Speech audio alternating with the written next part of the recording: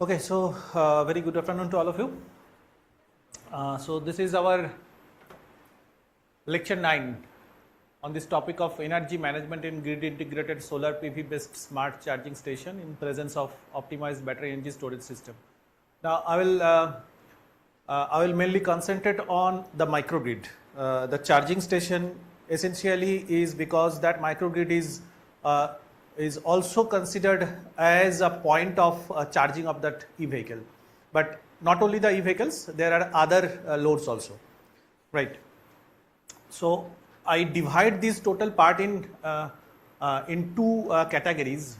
One is this energy management, and other one is this optimized BSS, right?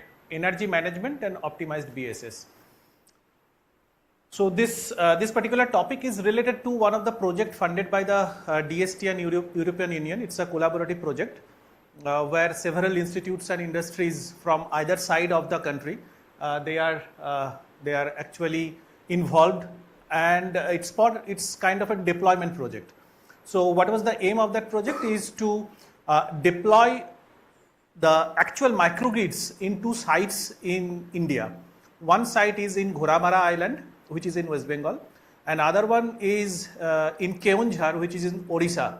So those are the two states have been chosen where the utility grid has not reached. Means the inhabitants or the villagers, there are actually few villages in those two areas. So the villagers has till date doesn't have that essence of that electricity. So we are providing them the electricity through these deployment of microgrid. So it's a very technically satisfaction as well as humanitarian ground from that also is there. Okay, so it's a very satisfying project. It is going to be end this year June. So these are the Indian parts. Nothing was there, and we are going to deploy microgrids. And from the European perspective, there are two locations. One is in Greece, and another one is in Denmark. So there are islands, and those islands are already having microgrids. But those microgrids need to be made smart. Okay, smart means there must be some kind of an communication for the purpose of benefiting and operation of this particular microgrid in some better manner. So my part was to looking after this energy management tool, which involves from the very beginning. I yesterday talked about that forecasting of the energy vectors. So that forecasting is a major issue because all these microgrids are having energy sources, and majorly the distributed energy sources.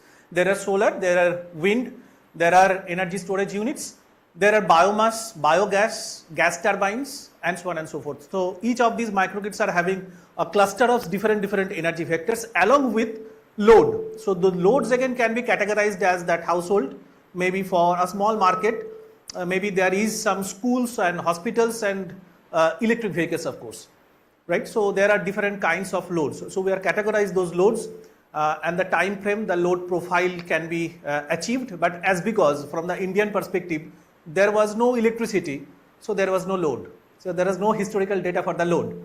So we are providing the loads and how much the way that loads are being utilized. So we are creating the profile from our own. Right, so the variation of the load is basically can be considered as the actual load profile. There is no option of prediction as far as that Indian islands are considered. But for the European side, there were loads, but again those loads are the data were not recorded anywhere because those microgrids are not smart microgrids. So the data were unavailable. So only the energy vectors which has that option of the predictions are basically these energy sources. Right. So going forward, this is the workflow of the problem that I was supposed to look after. It's basically first the system design, and then there are two parts. The system design having these two aspects. One is this forecasting, which includes load, solar PV, wind power generation as far as the Indian sites are considered. And system stability. I'm not concentrating on this particular block today. And then this forecasting, after forecasting has been done, there are options of demand response and then demand side management. And then this system stability has two parts. One is this microgrid stability. Microgrid, if it is a DC microgrid, so there are basically DC and AC, both microgrids are there. So if it is a DC microgrid, what do you mean by that stability of the DC microgrid? What is that stability? Stability of what? If it is DC microgrid. Normally, if it is an AC system, the stability refers to that angle of the generation, conventional synchronous generation, right? But it's a microgrid where the generating sources are solar and wind, right? And they are also converted to a DC quantity. Solar is directly connected to the DC grid through some chopper, of course, and wind is converted, that AC is converted to DC and then connected to the node point. So where is the point of that stability? It's basically the voltage stability, the magnitude, and that even is not stability. To be very specific, it's the voltage regulation that we are talking about. So we are concentrating the magnitude of the voltage to be within some acceptable range, right? So we are regulating the voltage. So, and this black start, the background of this block is also black. So what is a black start? Black start is something that we are starting from zero. So it can happen that when we are first switching on that system, or maybe it is operating for a period of time and then something has happened, maybe some natural calamity or so on and so forth. So what will happen that we need to shut it down, and then again from zero I need to start.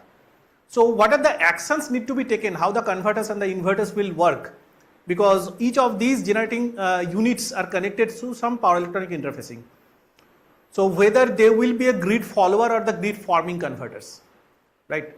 So if it is a black start, it cannot be a grid following because there was no grid at all.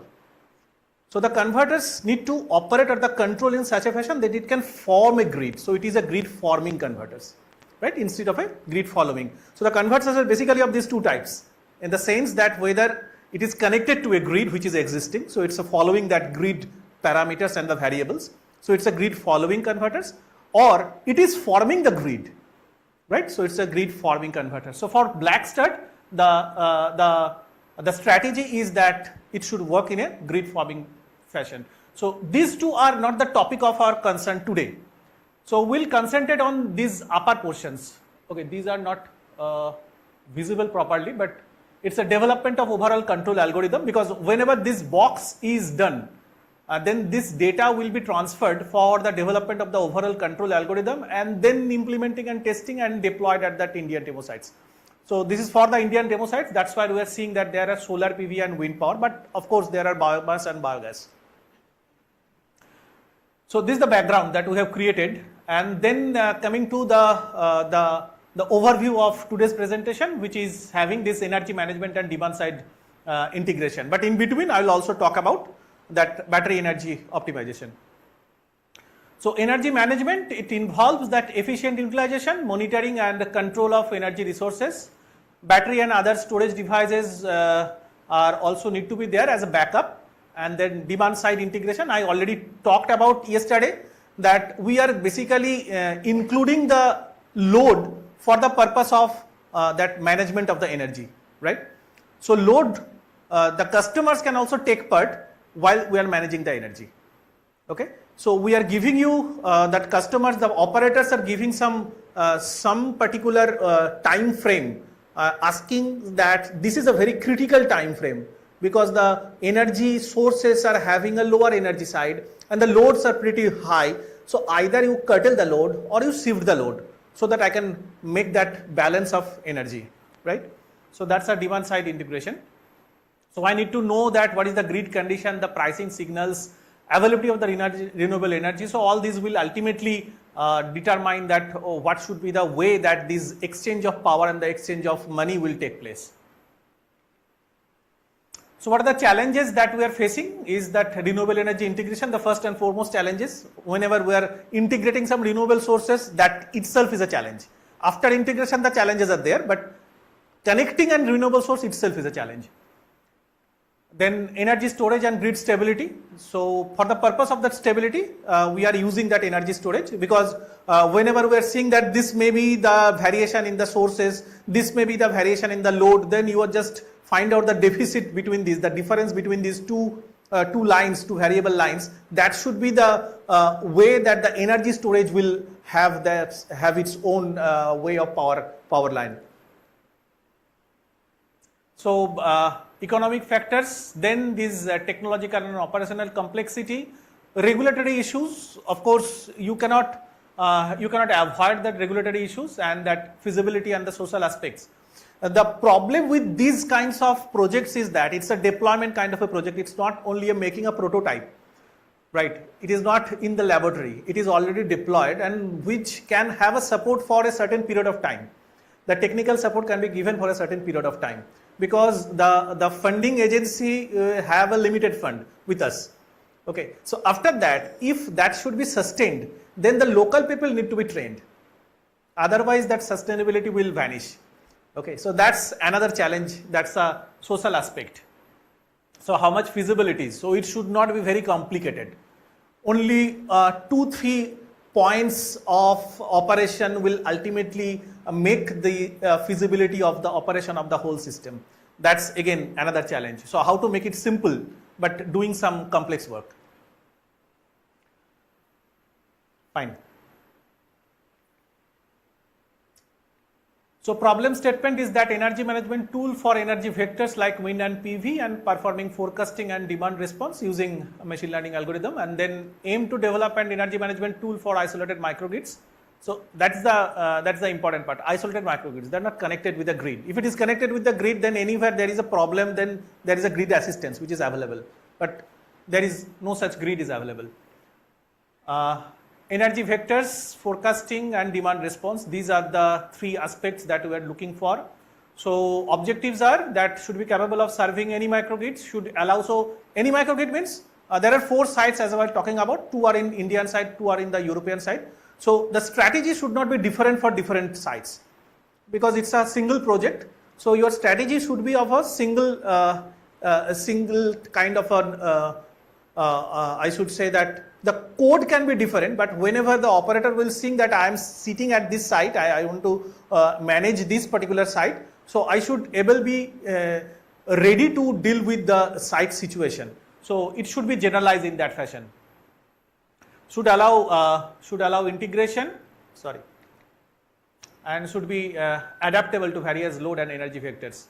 So end-to-end product to cater all the needs of an isolated microgrid. So the coding and all, it's a back-end kind of a thing. So we are writing some code and it will work, taking some input, giving you some output. But if that requires some technical knowledge, so to deal with that codes. But the people who are using it, the end user, they don't have that technical knowledge. But they must know that how it can be run. So suppose we are using some mobile app. So you don't know that what is there inside that app, what is the programming inside that app. But I know that the interface is so easy to understand that you do this and do that and do this. So the steps can be easily understandable. So that's a front end. So that is also our task to make that front end. Okay. So it should be user friendly at the same time. So end-to-end product to cater all the needs of that isolated microgrids. And that front end should have 2 purposes. So it should allow that whether, it will ask first that whether you are an operator or you are a customer. So operator can have that ability to create that demand response critical window, right? And then he will decide that what should be the incentive corresponding to that critical window. If the fellow is taking part in the demand response, then what should be the incentives? If it is not, maybe again, taking part means there are options that whether you are load shifting or whether you are load curtailing. Okay. So depending on that, the incentives are decided. So that's the part of that operator. Now the customer, he will see what he will see. He will see that, okay, this time I can take part. I will get this kind of an incentive if I am taking part in this with curtailing or shifting, right? So that kind of options are there. So there are 2 different aspects of these front end part. So as I told, it's at U India Reimport project, which is funded by, from the Indian side, it's the DST, and from the European side is the European Union. Giving a brief overview about the islands. The first island is this Ghoramara Island. It is in West Bengal. I don't know, this is legitimate. Is it? Is it clear to all of you? Can you able to see this? Okay. So it's in West Bengal, India, located 92 kilometers south of Kolkata, India, in the Sundarban Delta area. Okay, you know that Sagar Island. Have you heard that Sagar Island? Okay, so just like Kumbh Mela, there is one Sagar Island in Makar Sankranti, that Mela was being there. It's not so popular, but having the same that rituals and the religious aspects is there. So Sagar Island is quite famous. For long period of time, even if there are peoples are coming in each and every year for that in the Sagar Island, but it was not electrified. Okay, now few years back, that electric poles are been created from the Kagdip area, which is connected with the land, and then through the water, that electrified poles have been gone up to that Sagar Island. So now electricity is there in Sagar Island, but this Ghoramara Island, it's not that much of importance is there, so nobody cares about it. Okay, so this is the Ghoramara Island, which is our target area. Now, where there are solar PV, so it is decided that depending on, again, that engineers or the technicians, they are governed by the money, whatever you are getting. Okay, so I need to decide that how much solar power, how much wind power, what are the loads and all that I'll provide to that customer.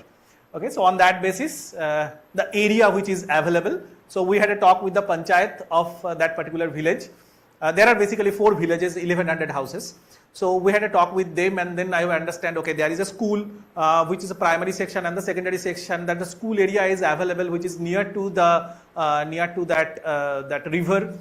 So we can install the rooftop solar, as well as the land can be occupied for the solar plants and all, and the wind turbines installation. Along with, there is a room for the battery energy storage system.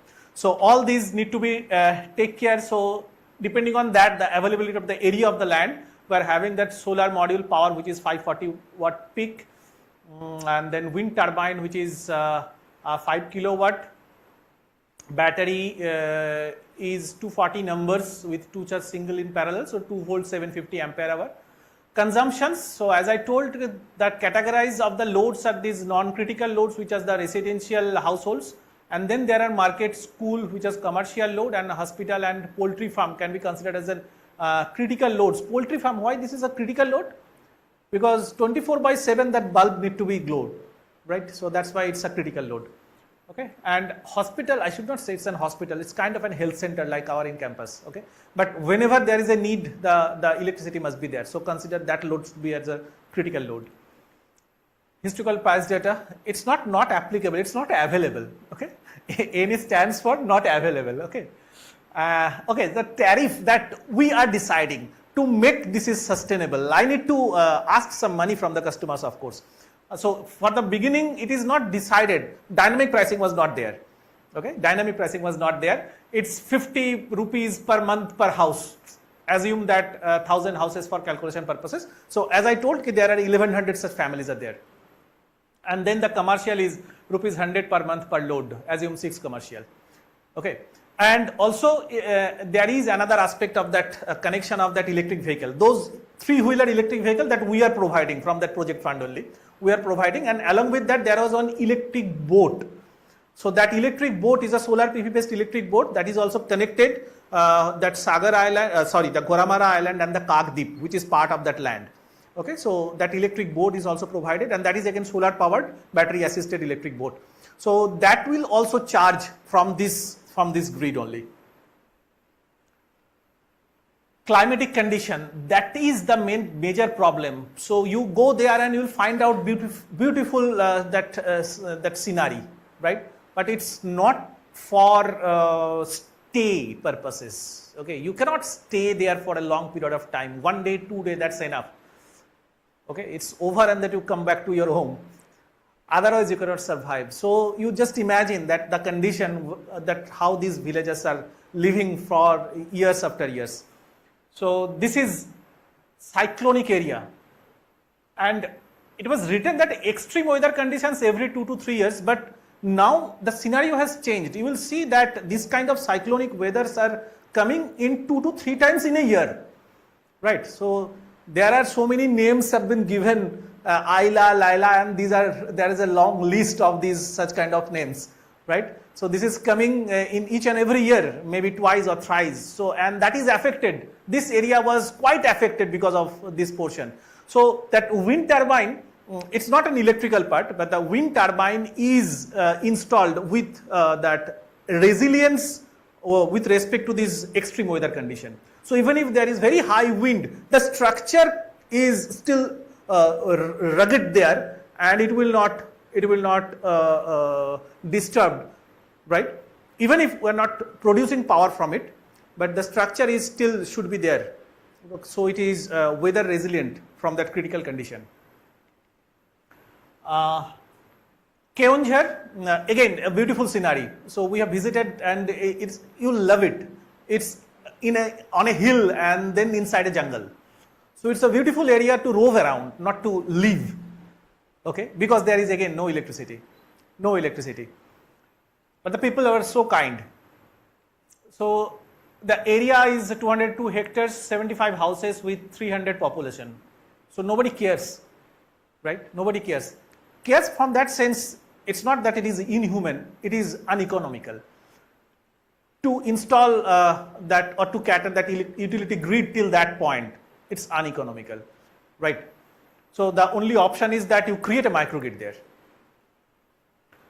So there are climatic condition, it's hot with humid, and total capacity 30 kilowatt peak. Biomass and biogas, as I told that there are biomass and biogas, there was no wind installed. And electricity tariff is something different because the number of customers are different. So it is different. And again, the economic condition and the panchayat discussion with the panchayat, so it was decided on a mutual basis that what should be the tariff of that electricity. Bornholm is the another location which is in Denmark, Bornholm. So already there was some microgrid, and the local area was electrified through that microgrid, but the purpose of this particular project is to make that microgrid smarter. So there are approximately 1,000 rooftop solar PV system contributes 8 megawatt, and to privately owned solar PV production facilities with 15 megawatt with an additional of 20 megawatt PV plant under development. There is a biogas plant, there is a wood chip powered boiler generators, and the fossil fuel generation has a capacity of this. So number of energy factors. There are several number of different energy factors that are associated with that microgrid. And Kythnos, it is in Greece. Basically the area is the Guidamara, and Kythnos is that Kythnos in Greece, close to the leading institute in the European side, which is the NTU, National Technical University of Athens. So Kythnos is close to that. So it is again an island. This is a view of that island. So number of inhabitants are 1608. So this is a pilot led by this, as I told you, that NTUA. So 238.25 kilowatt solar PV stations, wind energy is also there.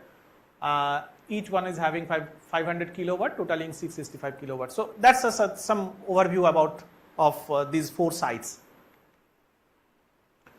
Coming to that, what is my EMT? So it should monitor the system, means the solar irradiance, the temperature and the wind speed, right? And then a certain ML algorithm will apply it, and we can able to understand that how much we can forecasting the loads, we are forecasting the sources, right? But the thing is that whether we'll go for a 24 hours, means a day ahead basis load forecasting, or the energy vectors forecasting, is it enough? If the microgrids are connected with the utility grid, then the forecasting in a day ahead basis is okay.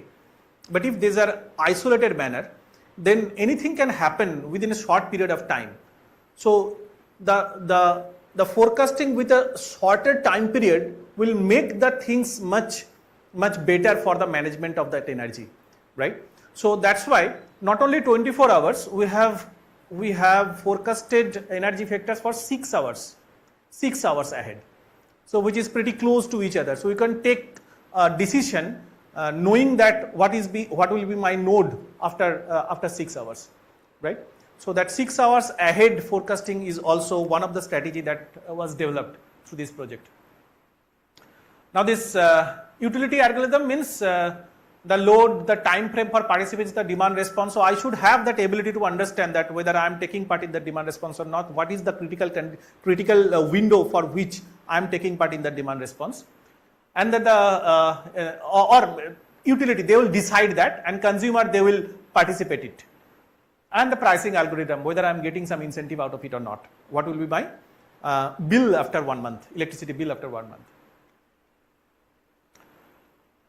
So this is related to that the data set. Okay, how much data set what we are having. So we are having data set for PV and wind, but we don't have any data set for the load as far as the Ghoramara side or the Keonjhar side is considered. For Bornholm also, as I said, that it is unavailable. Assumed a random load profile based on the daily energy generation. Knowing that these are the different loads, it is already there. So we have generated some data points. And for Kithnos also, it is unavailable. So those sites they are still having that microgrid, but those not recording that load. So they are not smart enough. So we are making them smart now. So PV and wind, everywhere it is available, but this site is not having that wind. So we are having that biomass and biogas. But again, we don't have that historical data set for this, because for the first time it is going to be installed. So I'm not going into the details of this. Only one thing just I want to tell about that that energy management tool, which includes that forecasting of the energy vectors, it always need to be modified after certain period of time. Why? Because we are understanding with some sensors, okay, this is the actual solar insolation, this is the actual wind speed. We are predicting it, and always there is a comparison. The accuracy is something that is acceptable in that range. After certain time, we are getting that data, right? The actual data are there. So I can feed it back to my data file. Okay. So those are the actual data, which is the recent data, which is having much more impact as far as that my recent forecastings are considered. So we are always having that recent data, which is modifying my data file, right? So that is taken place at each and every 1 hour basis instance. So all these data files are modified at each and every instant, okay, for each of these features. And then after certain period, I have a lump sum amount of data. So why not to train your ML algorithm again? So we trained our ML algorithm again for expecting that accuracy will be more. So that is the thing that we are adopting here, and we are doing it. And then you have a limited memory of your data file. So after certain period of time, what you can do that the oldest data can be curtailed from your data file. Okay, so you are taking care of that memory which is available with you. And the techniques could be anything which is giving you the best results. ML techniques, there are ample of ML techniques. I yesterday talked about certain techniques. So those techniques can be used. Here mainly we are focusing on either LSTM or in combination of LSTM with some others. I don't know whether it's again visible or not. It's about the Ghoramara Island PV generation and the wind generation, and this is the load profile. So it is not predicted, it's just created. The load profile has created. This is for Bornholm and Kithnos, a few of the data plots about that PV and wind.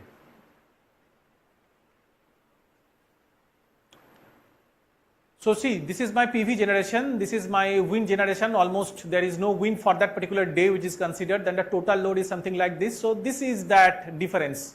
This is the difference that will create the importance of the energy storage. Okay. So whenever I am talking about that energy storage is included, now that battery energy storage means we have considered for this particular, there may be several kinds of energy storage units. That's a different story. We can have battery, we may have a super capacitor, we can have a superconducting magnetic energy storage, we can have flywheels. options are there, but for this particular project there is battery. So now battery is there means on several factors because it really costs a lot, battery energy storage. So we need to take care while you are installing, while it is operating, we need to take care of the cost involvement in that project. Okay, so you cannot ignore that operating cost also. So on what factors, what do you think that on what factors the life of that battery is depending on majorly? Charging and discharging cycle, right? So as many number of charging and discharging cycle, maybe the frequency of that charging and discharging cycle. So if it is more, then of course the life will be short. Anything else?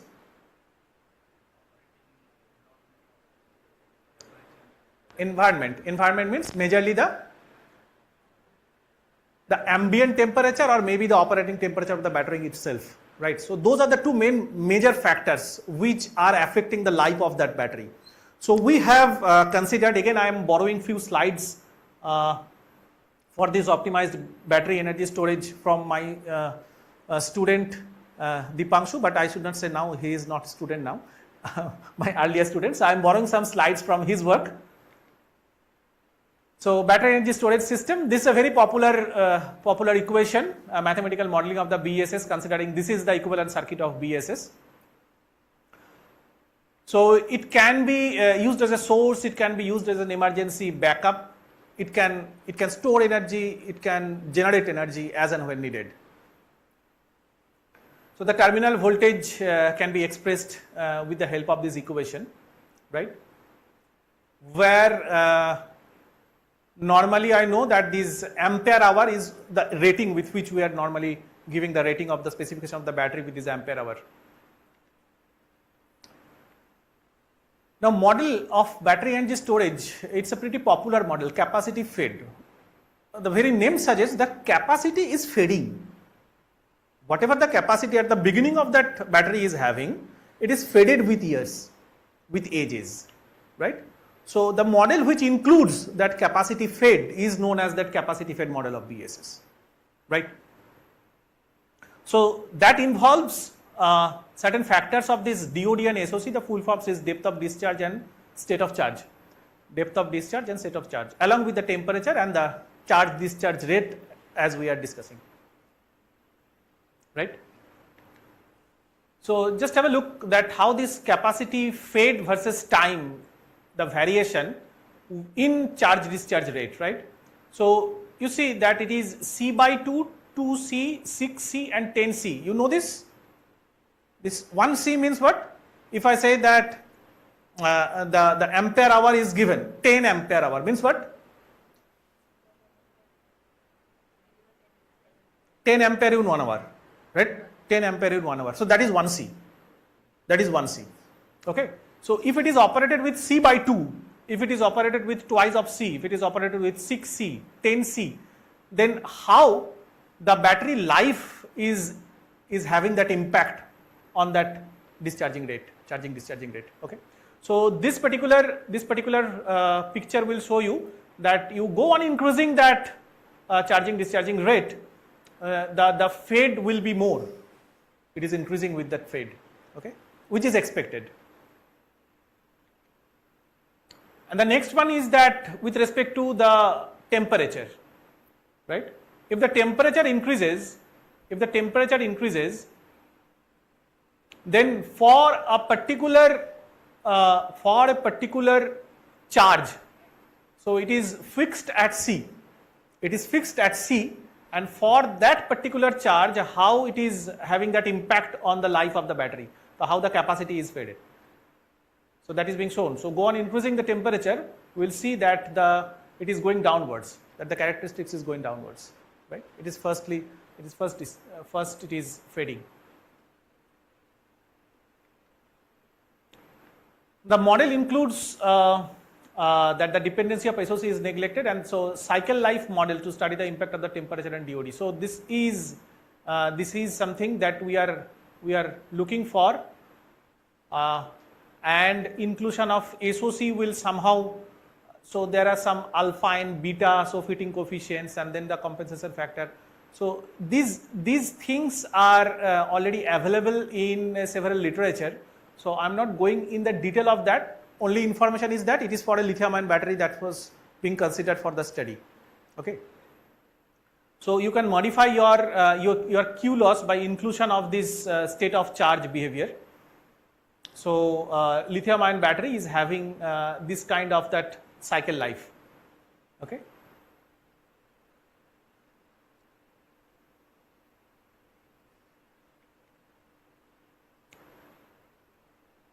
The capacity fed model also includes the severity factor mapping. So the end life of BSS. What is the end life? Can you predict it? What is the end life of that battery? So for that to calculate, you have that H nominal, and we have that the indicates the ampere throughput when subjected to realistic condition, right? So this is H nominal, and you can consider that this is the actual condition ampere hour throughput for the actual condition. So when Q loss with that end of life is considered to be 20% and indicates that is the end of life of BSS. For this particular study, we have considered that it's considered to be 20%.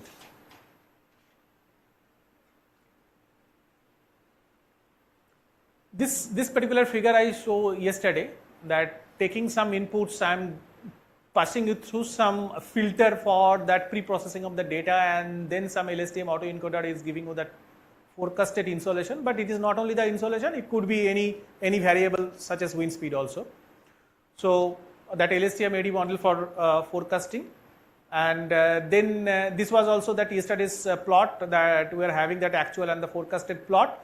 If this is the load profile, then I am getting some kind of a deficit power. So that will determine that what should be the charging discharging cycle of the battery in a particular day. So how the sizing of the battery energy storage can be determined with this flow chart. So we are finding out that difference, and then we are seeing that whether this difference is greater than 1 or not, then that battery power is equal to the deficit power. If it is no, if it is yes, then we'll check for that it's whether it is greater than certain maximum value or not. So this P battery, and if it is yes, then this P battery is equal to the 0.25 of that deficit power, and P grid is equal to 1 minus the P battery, because it is grid connected. So it was this strategy was not for an isolated microgrid. This is for a grid connected scenario. And if it is no, of course, then your P grid is 0 and your P battery is equal to that P difference. So as incentive based that demand response program, is yesterday also I was talking about this. This talk is also involving that energy management with respect to that demand response. Now demand response actually reducing the loads, right? It will ultimately reducing the load. So if it reduces the load, then the battery discharging cycle or the discharging power will obviously be reduced, because the deficit will reduce, right? So if the customers are taking part in demand response, then basically in other way we are increasing the life of that battery, right? Are you getting this? When the customers are taking part in the demand response, so either they are curtailing the load, considering that they are curtailing the load, then the stress on the battery is obviously reduced. Okay, so stress of the battery reduced means the charging discharging cycle frequency, it is now decreased. Charging discharging cycle frequency is decreased, so the end of life will increase. Okay. So the incentive scenarios, there are 7 incentive scenarios as created, and this is the load demand profile. If you consider for that study, then it can be divided in this valley of peak and peak period. So there are certain incentive scenarios from the load profile attributes and the economic attributes. It can be seen that when my incentive is that 20 cents per kilowatt hour, then this is creating some optimum scenario. How it has been determined? It is determined from this plot. It will be easy to understand from this plot that you see that that service provider revenue and the prosumer benefit beyond this S3, which is 20 cents per kilowatt hour, the part of this prosumer benefits, it is more than the service provider revenue. So that is again not desirable. Okay, it is not desirable. So we are stick to this up to this incentive. So that is the critical incentive. So it is in a win-win situation. The customers will also be happy. The service provider is also happy that I am also making some profit and I am getting some incentive. The customers will think like that. So that's why this is the critical incentive scenario as far as that IVDA policy is considered.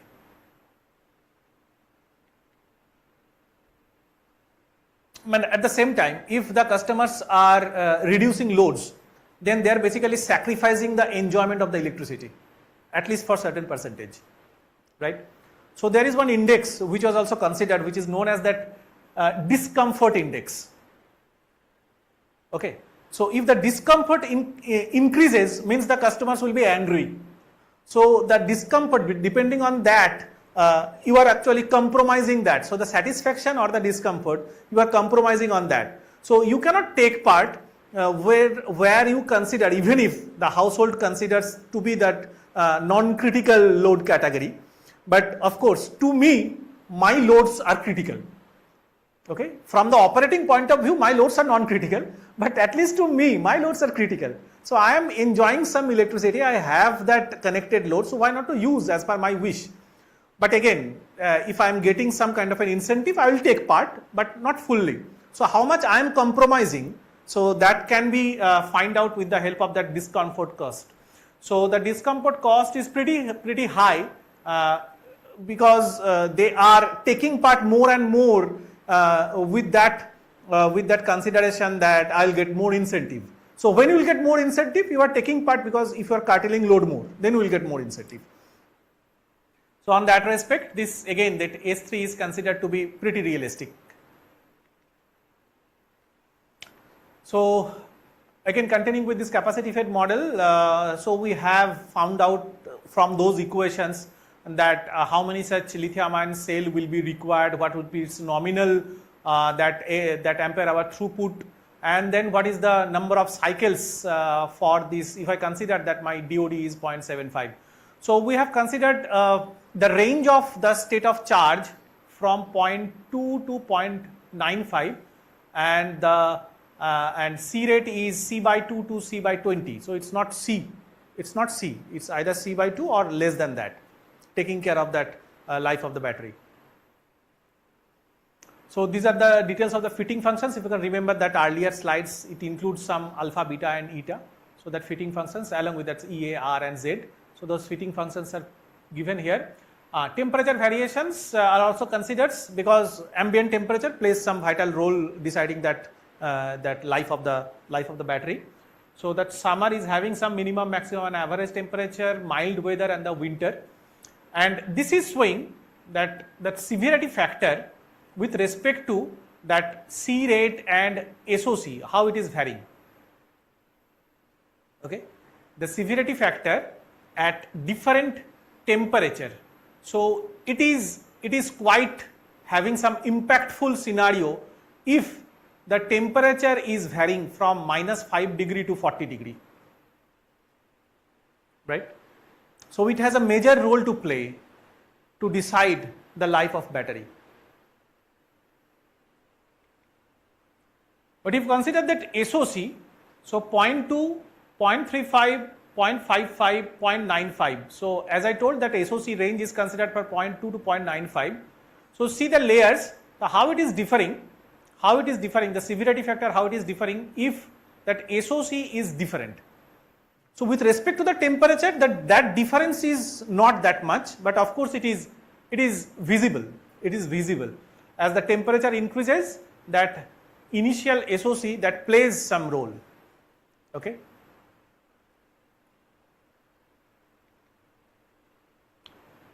Now comes the rate of charge discharge 0.5, 0.2, 0.1, 0.05. So which is basically from C by 2 to C by 20. Hardly there is any changes. All these are overlapping with each other because we are not considering C2, C3, C. If you consider that, we might have that impact more clearer. But we are on the safe side. We are on the safe side of discharging. So because of that reason, we didn't get much impact of this on the severity factor, which decides ultimately the end of life of the battery. So severity factor mean is calculated by averaging the severity factor values obtained under realistic conditions. Impact of temperature, SOC and C rate on the BS degradation is studied. So you see that severity factors having different values with respect to this temperature from January to the December. Again, if the state of charge is varying, how the severity factor is, mean of the severity factor is changing, and if the C rate is changing from C by 2 to maybe that 0.95 of C, how it is the severity factor mean is changing. So that change is quite nominal, but I believe that beyond that it would be much more visible. It would be much more visible.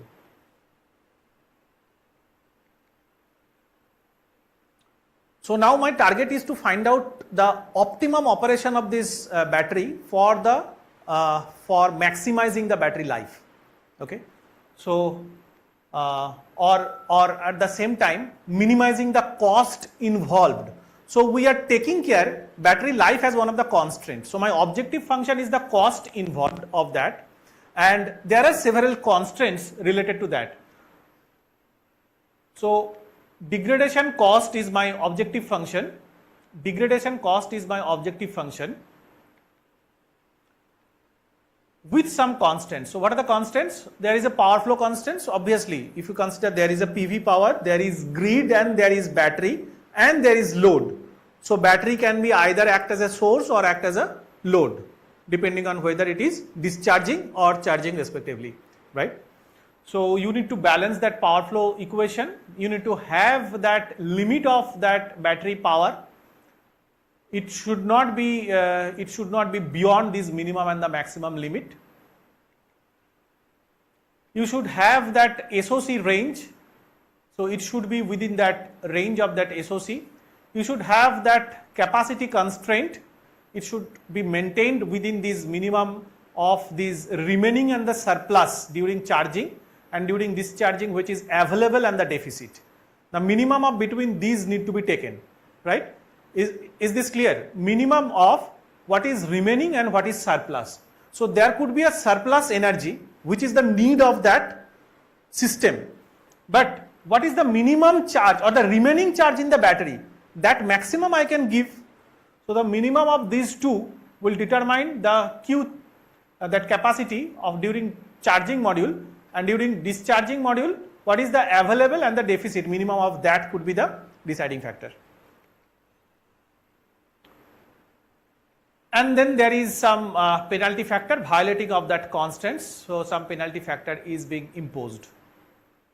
So these are the constraints, and with that constraints there are several optimization techniques, as Dr. Das was talking about. So we can use several optimization techniques for the purpose of optimizing any objective function. So here the objective function is that the degradation cost of the battery. So cost of battery is optimized using several heuristics of optimizing techniques, and the result which is best suited for the system consideration is found out to be this G based and that ABC, G based ABC, okay, artificial B colony, but we have used that other also, that TLBO, teaching learning, and then IGWO, PSO with some modifications. And for different initial SOC, whether it is 0.2 or 0.55 or 0.95, we are having the best results every time we are getting with these GABC. Okay.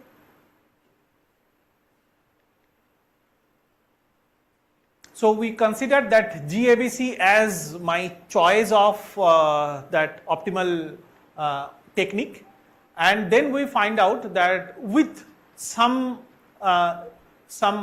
fixed parameters, which is again tuned, and find out that what is the optimum parameters. Okay, the parameters are also tuned, and this found out to be the optimum parameter for that GABC.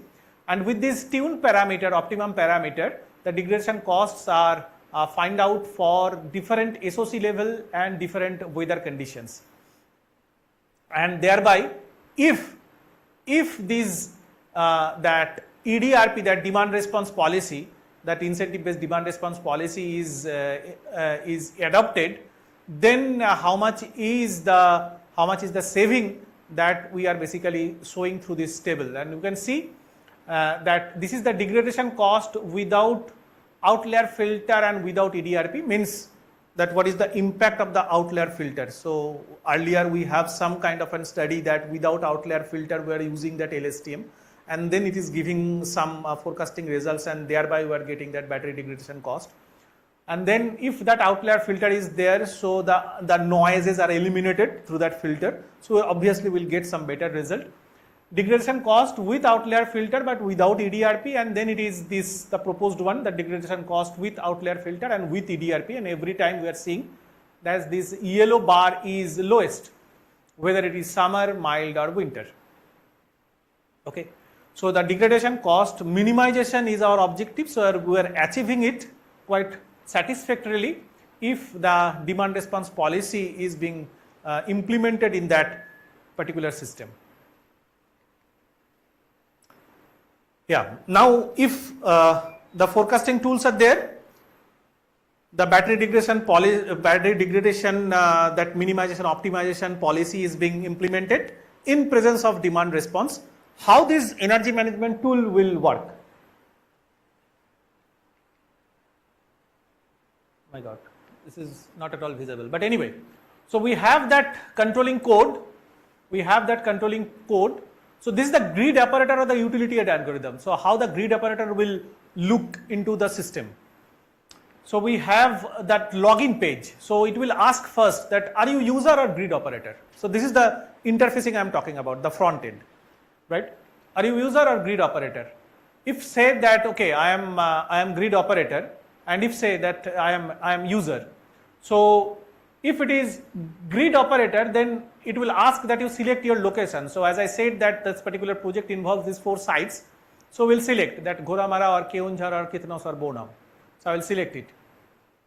And then if I'm user, then I can use that, what is that user dashboard. So I can able to see that previous day or maybe in the previous month, how the things were, what the maximum incentives the people are getting if they are involving in the demand response or not.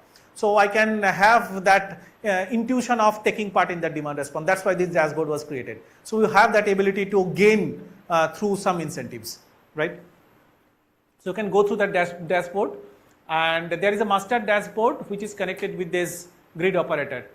So forecast matching with this that battery management system and the demand response, and then this user response for pricing and incentives, which involves this price, the incentive and the participations. So participation, there may be a few, it's basically optional that whether I'm taking part in it or not. Okay, so how many participations are there, then the incentive and the price can be decided, which is the discretion of this that grid operator or the utility end. But as far as that consumer end is considered, again that login page, and you were asked that whether you are user or the grid operator. If it is grid operator, it can able to match this master database and through this. But if it is user, then again from which location, and then you can have that through the master dashboard. You can have that user dashboard, which can be shown that what is my present load, what is the price for that particular load, whether I am taking part. I can able to see that what is the critical window for the demand response in day ahead basis, right? So during what period of time that demand response I can take part or not, and then the incentives, okay, and how much could be the monthly savings I can able to see through this dashboard, or I can have that calculation in that interfacing itself, that by seeing my electricity bill and the previous year records, I can note down what was my monthly saving. So this is how the front end will work.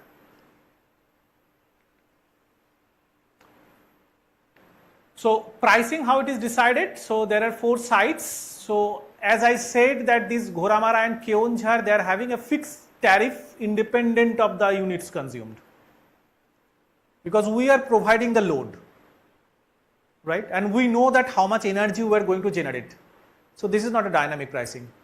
It's a fixed tariff. But this Bonum and the Kithnos, depending on that historical values, generation and the operational maintenance cost and the other factors, will decide that what will be the value of the price for this. And depending on that individual metering and that household and the critical loads and the commercial loads, will have the pricing determination under this category. So category is also there for these 2 sites. There are categories that, as it is said, that what should be the tariff for this particular case, if it is household or if it is commercial. Okay. So it is considered that maybe that C1, C2 or C3 are considered for the demo purposes. It is considered that C1, C2 and C3, these are the 3 customers which belongs to this household, C4 which belongs to this commercial, and C5 which is basically charging. So this is the he is owning the electric vehicle, so he is charging. Similarly for the Keonjhar also.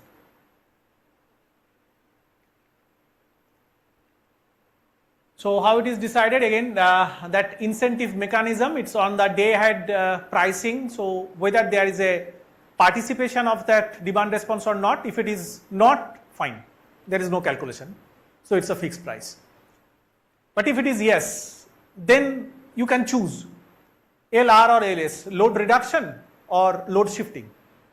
Okay, so 1 is referred to that load reduction, 2 is referred to that load shifting. So you can have that option of choosing that 1 or 2. जैसे mobile में बात करने के time पे we are having that option. So talk to the customer care, press 9. So it is something like that. Then if somebody is choosing that load reduction, right? So there is an option of reduction in the value in kilowatt hour and what time slot. So we are dividing the total time slot, whatever is in the day ahead basis. There is a critical DR and the non-critical DR.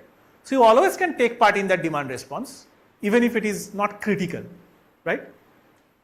But your incentive will be less. Okay, it is B times of that price. Okay, so your electricity price is fixed.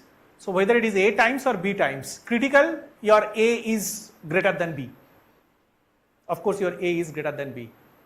So final incentives with some different time steps, we can get that the incentives may be I or 0.8 I or 0.6 I and 0.4 I. What is that? It's basically, I am opening the slots for choosing your demand response participation, maybe at 12 in the midnight.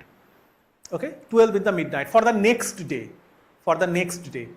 So if someone is readily take part in that, then he will get more incentive.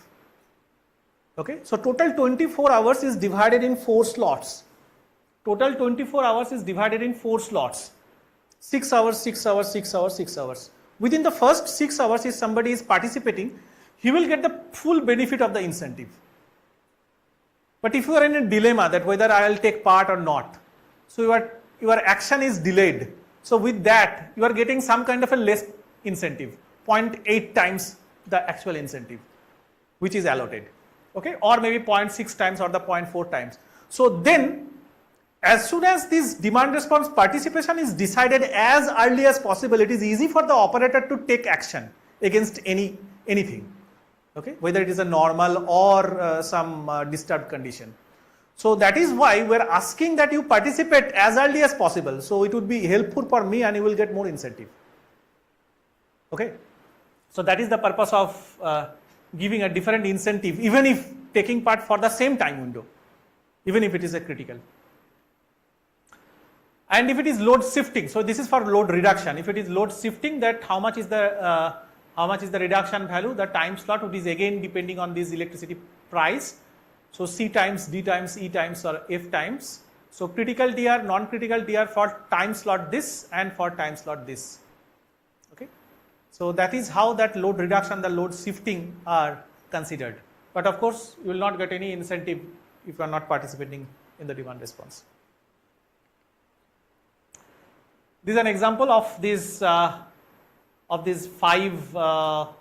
different customers. The first customer is very rigid. He is not taking part in the demand response, right? Second customer have chosen 2 means is load shifting, not load reduction. So he wished to shift his load. And third customer, all the time he is willing to curtail the load. And the fourth customer, he is basically very fickle minded. Sometimes he is not ready to take part, sometimes he is ready to shift the load, sometimes he is ready to curtail the load and then change the mind. Okay. So all these kinds of scenarios have been considered. Again, similar scenario is for the 5th one. So all these different scenarios have considered, and then what is the participation in that demand with respect to the all time stamps, it is shown here for these different types of customers. So this will ultimately lead you to understand that how the energy can be managed, okay, in a day-ahead basis. So you have the forecasted load, you have that forecasted energy sources. You know the way that battery is traced because it is optimized now again, and how much is the participation of the customers with respect to the demand response. So the battery degradation cost will optimize, and at the same time the customers will get benefited because of that involvement in that policy of that demand response. So it's always a win-win situation from the operating point of view. It's win-win situation from the customer point of view. The both sides it's a win-win situation. So this is the policy which is now implemented in these 4 sites. Okay, what was being developed by our team. So what are the takeaways is that that energy management tool backend has developed. Front end still some work actually is going on. Inclusion of efficient consumer response, improving pricing and incentive techniques, one-stop platform for all 4 locations. Wherever we are using one single platform, and different consideration made for adaptability. You can adapt to any situation. Again, my special thanks, because not alone it's not possible. So these are the 2 ladies which were my BTech students. So through these UG projects, they have developed this EMT, right? So they worked like anything. So I was quite impressed the way they have handled this situation. So Vaishnavi was the leading one. Shreya was the supporting role. She played that supporting role. So she is the leading one, and she actually made all these changes related to this energy management tool. Initially, there was attachment as that JRF Kamini. But in between, she had some other work, so she left that. But the forecasting part and all, which was initially started with Kamini, and whatever the slides related to the battery degradation is entirely the credit goes to the Pangshu. So I give my sincere thanks to all these fellows. Because of them, this particular work related to this project is basically coming out to be fruitful in nature, and people are working this. So that's the great part. Thank you. Any question? Ideal sample time for forecasting data. 1 hour. What is the ideal sample time? The available data is in 1 hour basis. So it's 1 hour. 1 hour.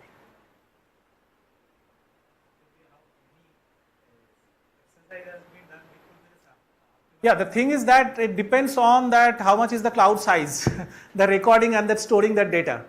So and it is also considered that the climate has not changed so frequently, maybe within 15 minutes or 30 minutes. 1 hour is sufficiently enough for getting those data. As far as that renewable sources are considered, not for the load. Because it will affect the efficiency of pricing. Yeah, definitely. Depends on forecasting of idealistically outside what we are forecasting flat 15 minutes. 15 minutes. Because you are controlling, na? My system accuracy will improve. Yeah. You are controlling your plants. Right. Here the sources are not controlled. It is controlled by God. You have no access to them. Nature. In terms of degradation of capacity paid with respect to time, there is a characteristic Yeah. that is regular in case of 10C, 6C, and 2C. But in case of C by 2, it is having some exceptional case. Is there any Maybe 10C, 2C, 6C, this is all above your nominal rate of charge or discharge, but it is below that. So those two different windows are there because of that. I don't know, I may be wrong. Very fast, of course. So it is above that rated charging, and it is below the rated charging. So below the rated charging must have some safe kind of an that variation, and above rated charging, obviously the battery life will be much more affected because of that. Even if it is 2C and 10C, of course it should have, but they are pretty close. 10C, you can see it is far away from that. in Yeah. case of 10C, the rate of decay is faster. Yeah. Then 6C, it is getting slower. Yeah. Then 2C. Yes. But in case of C by 2, it is exceptional. It is in between 10C and 6 in the character. Let me check that. So in the slide number 18,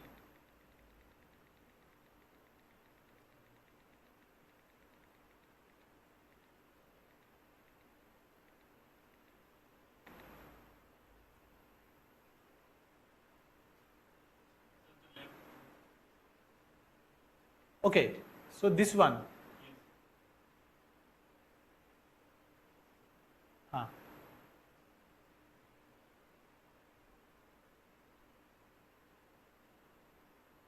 Maybe I believe this should be C by 2 or what? Is the leveling is anything is there? Yeah. But I don't know that this C by 2, 2C and 6C doesn't have much impact on it, but it is clear from that if you have that 10C, which is far more than that nominal charging rate, it has a different impact. So that is what maybe through this plot can be verified. So instead of C by 2, if you go for a C by 4 or maybe C by 10, maybe these are all clustered here, but 10C will have some kind of an more impact. But I believe that you change the battery, again the characteristics will be different, right? You take a different type of battery, the characteristics will be different.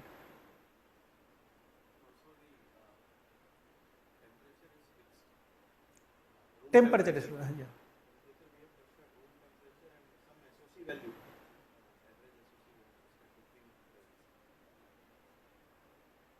Yes. Anything else? unavailability of the load forecasting data Yeah. is the only reason of using the two different tariff systems in that case. Unavailability of the load data doesn't have any impact of this two tariff system, no.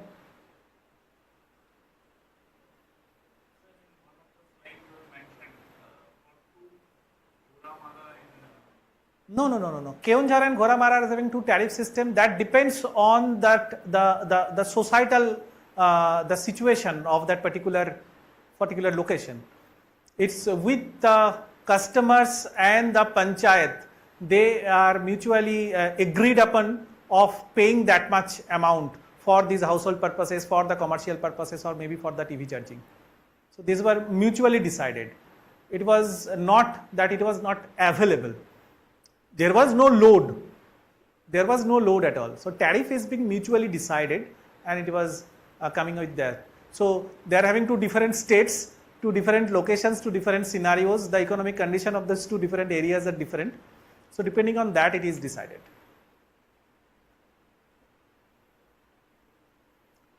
Okay, so I feel I'm on time. Thank you, sir, for this Yeah. informative. Thank you very much. Now, let's join us in guest house. We'll meet at